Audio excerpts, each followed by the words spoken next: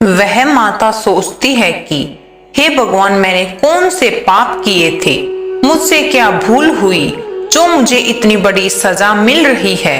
हर माता पिता का सपना होता है कि वो अपने बेटे को दुल्हा बनाए, उसे सजाए, अपने हाथों से उसकी शादी करे।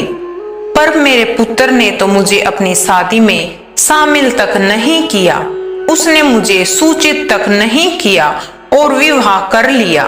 क्या मैंने इसी दिन को देखने के लिए अपने पुत्र को पाल पोस कर बड़ा किया था? इसके लिए मैंने इतनी कठिनाई सही, दूसरों के घरों में बर्तन साफ किए, कड़ी मेहनत करके उसे पढ़ाया लिखाया, उसे योग्य बनाया। क्या मेरा इतना भी हक नहीं था कि मेरे बेटे ने मुझे अपनी शादी में भी नहीं बुलाया? अब शादी करने के बाद पत्र लिखकर बता रहा है कि माँ, मैंने शादी कर ली है। फिर भगवान शिव कहते हैं, वह माँ रात भर सोचती रही और आंसू बहाती रही। फिर भी उसने अपने बेटे को दुआएं दी। रोते रोते वह सो गई, लेकिन उसके मुंह से अपने बेटे के लिए सिर्फ आशीर्वाद ही निकला। उसने कहा, कोई बात नहीं बेटा, तुमने बिना बताए शादी कर ली, लेकिन मेरा आशीर्वाद हमेशा तुम्हारे साथ है। माँ सोचने लगी, अब उसका बेटा शादीशुदा है और उसकी बहू भी आ गई है, तो शायद वे दोनों मिलने मुझे यहाँ आएंगे। वह अपनी बहू को देखने के लिए और आशीर्वाद देने की कल्पना करती रही। इस उम्मीद में वह माँ अपने बेटे और बहू का इंतजार करती रही और इसी तरह 1 साल बीत गया। लेकिन 1 साल बाद भी न तो बेटा आया न ही बहू। फिर कुछ दिनों बाद माँ को एक पत्र मिला जिसमें लिखा था कि वह दादी बन गई, उनके घर एक बेटा आया। यह खबर सुनकर माँ का धैर्य और सहन शक्ति जवाब दे गई। एक माँ जिसका बेटा बड़ा डॉक्टर बन गया, शादी कर ली, बेटा हो गया और उसे खबर तक न हो, उसके दिल पर क्या गुजरी होगी। जिस माँ ने अपने पुत्र के जीवन को संवारने के लिए अपना सब कुछ न्यौछावर कर दिया, उसके लिए अपने पुत्र की चिंता करना स्वाभाविक है। जब वह माँ अपने पुत्र के लिए अधिक व्याकुल हो जाती है तो उसके मन में यही विचार आते हैं, अब मुझसे रहा नहीं जा रहा। फिर वह कुछ समय के लिए अपने ख्यालों में खो जाती है। सोचती है, ठीक है, अगर हो गया है तो यह बहुत अच्छा हुआ। अब मैं अपने पोते को देखूंगी, उसे अपनी गोदी में खिलाऊंगी, उसके लिए झूला लाऊंगी। अब मेरा बेटा, मेरी बहू और पोता जरूर मेरे पास आएंगे। यह सब सोचते हुए वह माँ बेचैन हो उठती है। वह 7 महीने इंतजार करने के बाद भी कोई नहीं आता तो उस माँ का सब्र का बांध टूटने लगता है। वह बेचैन हो जाती है। उसी बेचैनी में वह माँ फैसला करती है, चाहे कुछ भी हो, मैं अपने पोते को देखना जरूर जाऊंगी। यह निर्णय लेकर माँ अपने बेटे और बहू से मिलने के लिए शहर की ओर निकल पड़ती है। वह रास्ता पूछते हुए उस शहर में पहुंचती है जहां उसके बेटे का घर था। शहर पहुंचकर वह बूढ़ी माँ एक ऑटो वाले को अपने पास बुलाती है। वह ऑटो वाला अपने बेटे का पता दिखाती है और कहती है, बेटा, मुझे इस जगह पर जाना है। ऑटो वाला पता देखकर उसे उसी जगह पर ले जाता है। ऐसे वो अपने बेटे के बंगले पर पहुंचती है और ऑटो वाला अपना किराया लेकर निकल जाता है। माँ अपना सामान उठाकर बंगले की ओर बढ़ती है। तभी उसी बूढ़ी माँ की नजर अपने बेटे पर पड़ती है तो वह माँ उसे देखकर बहुत खुश हो जाती है और उसी माँ के हाथ में अपने पोते के लिए खिलौने, बहू के लिए साड़ियाँ और कुछ मिठाइयाँ अपने थैले में थी। जिस तरह वह माँ अंदर जा रही होती है, उसे वहीं दरवाजे पर एक चौकीदार बैठे हुए दिखाई देता है।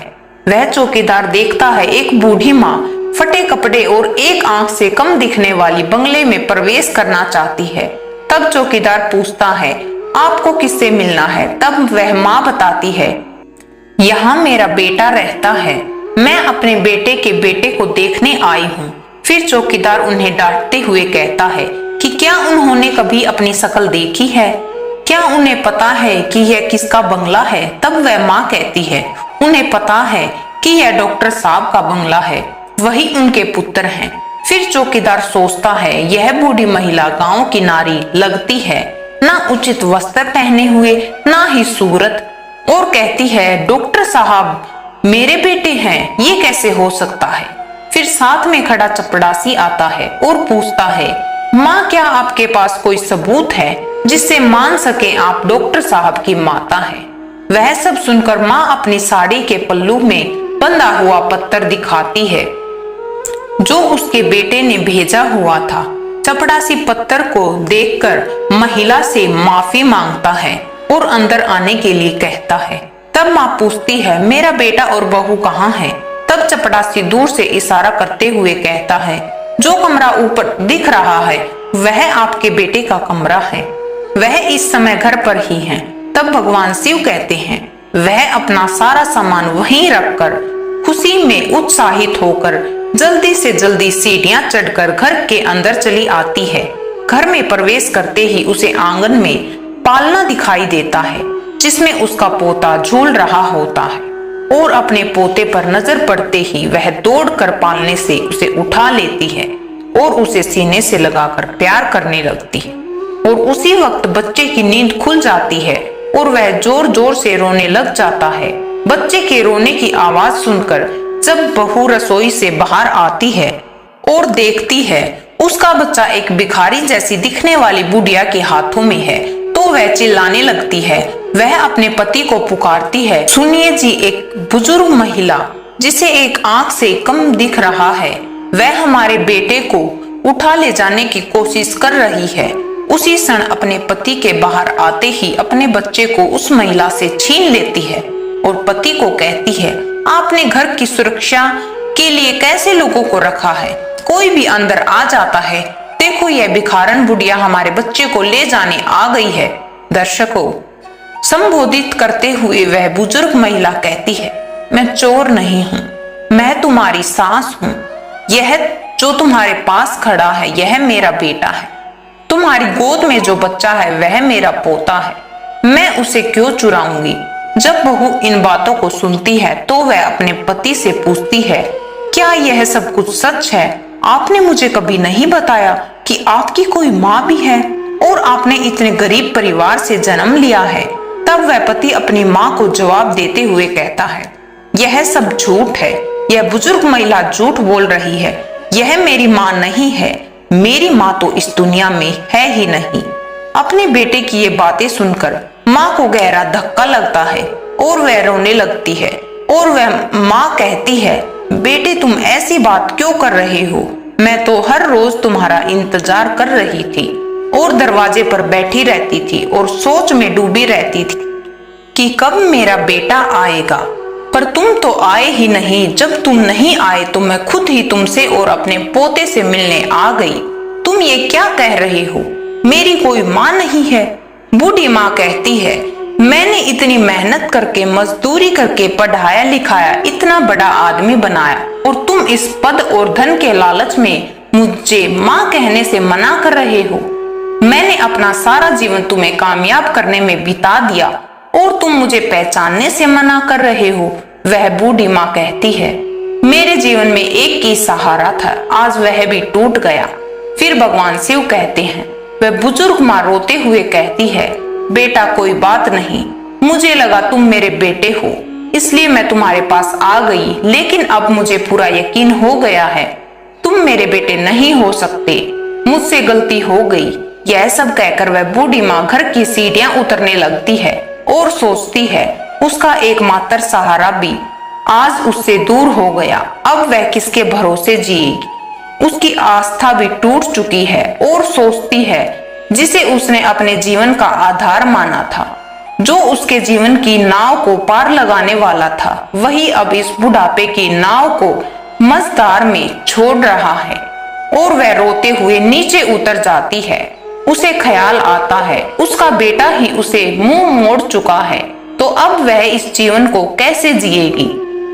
बेटे को बिना इस जीवन के क्या होगा। इस तरह वह माँ बंगले से बाहर निकल जाती है और चपड़ासी के पास पहुंच जाती है। कहती है, बेटा मुझे एक पत्र लिखवाना है, क्या आप मेरा यह काम करोगे। फिर भगवान शिव कहते हैं, चपड़ासी डॉक्टर साहब की माँ का पत्र लिखने को राजी हो जाता है और पूछता है, माँ बताइए अब क्या लिखवाना चाहती हैं। इस तरह माँ बोलती जाती है और चपड़ासी लिखता जाता है। पत्र पूरा होने के बाद माँ चपड़ासी से कहती है, बेटा मुझे बहुत प्यास लगी है, क्या तुम मेरे लिए थोड़ा सा पानी ला सकते हो? इसी बीच माँ चपड़ासी के कमरे में ही आत्महत्या कर लेती है। चपड़ासी जब पानी लेकर लौटता है तो कमरे का दृश्य देखकर स्तब्ध रह जाता है। फिर चपड़ासी तुरंत डॉक्टर साहब को यह खबर देने जाता है। खबर सुनकर डॉक्टर साहब और उनकी पत्नी कमरे की ओर दौड़ने के लिए चलते हैं। यह दृश्य देखकर बेटा अपना सिर पकड़कर जमीन पे बैठ जाता और सोचता है, उसे नहीं पता उसकी बातें उसकी माँ को इतनी चुभ जाएंगी। वह अपनी पत्नी को दिखावा करने के लिए अपनी माँ पहचानने से मना कर रहा था। उसे डर था उसकी सच्चाई जानकर उसकी पत्नी उसे छोड़ देगी। और तभी उसकी पत्नी की नजर उसकी माँ के हाथ पर पड़ी जिसमें एक कागज का टुकड़ा था और उसे लेकर पढ़ने लगी तो उसकी आंखें नम हो गई। उस पत्थर में लिखा था, मेरा आशीर्वाद है, तुम बहुत तरक्की करो, मेरी दुआएं हमेशा तुम्हारे साथ हैं। मैं तुम्हें कुछ राज बताना चाहती हूँ बेटा। मैं जो नहीं अच्छी दिखती उसके पीछे भी तुम ही हो। जब तुम पैदा हुए तो तुम्हारे एक आंख नहीं थी। मैंने अपनी आंख देकर तुम्हें खूबसूरत बनाया, खुद कुरूप हो गई और तुम इसी कुरूपता से घृणा करते हो क्योंकि मैं एक आंख वाली हूँ। मेरा रंग जो काला है वह भी बिना वजह नहीं है। बेटा, जिस मकान पर तुम आज हो उसे पाने के लिए मैंने दिन रात मेहनत की है। मैंने कभी गर्मी सर्दी को नहीं देखा, बस तुम्हें पढ़ाने लिखाने और तुम्हारे खर्चे उठाने में लगी रही, तभी यह रंग काला हुआ है। लेकिन मुझे इसका कोई अफसोस नहीं है क्योंकि तुम सुंदर हो और इसी में मेरी खुशी है। मैं तुमसे मिलने की इच्छुक थी और पोते को देखना चाहती थी और बहू से मिलने की आशा रखती थी, इसलिए मैं शहर आ गई क्योंकि तुमने कभी गांव आकर मेरा हाल चाल नहीं पूछा। तुमने मुझे पहचानने से ही मना कर दिया। अब मेरे जीवन का कोई मकसद नहीं रहा। जब कोई अपना नहीं बचा तो मेरे जीने का क्या अर्थ है बेटा? बस मैं यही प्रार्थना करती हूँ, तुम हमेशा खुश रहो। यह सब बेटे की पत्नी अपने पति को सुनाती है तो उसका सर शर्म से झुक जाता है और उसे अपने आप पर घिन आने लगती है। जिस माँ ने अपना सारा जीवन उसे कामयाब करने में लगा दिया, उसी माँ के साथ उसने ये सब क्या किया। इसी तरह दोनों पति पत्नी सोचते हुए उस मरी हुई माँ को माफी मांगते हैं। लेकिन अब क्या किया जा सकता है? अब उनके पास सिर्फ पछतावा ही बचा था। यह दुनिया भी कैसी है। कुछ लोगों के जीवन में माँ नहीं होती, जिनके पास माँ होती है वे उसकी कदर नहीं करते। एक संतान ही माता पिता के जीने का सहारा होती है, बुढ़ापे की लाठी होती है। लेकिन जब कोई ऐसा बेटा निकल आए तो माँ बाप के पास जीने की कोई उम्मीद नहीं रहती।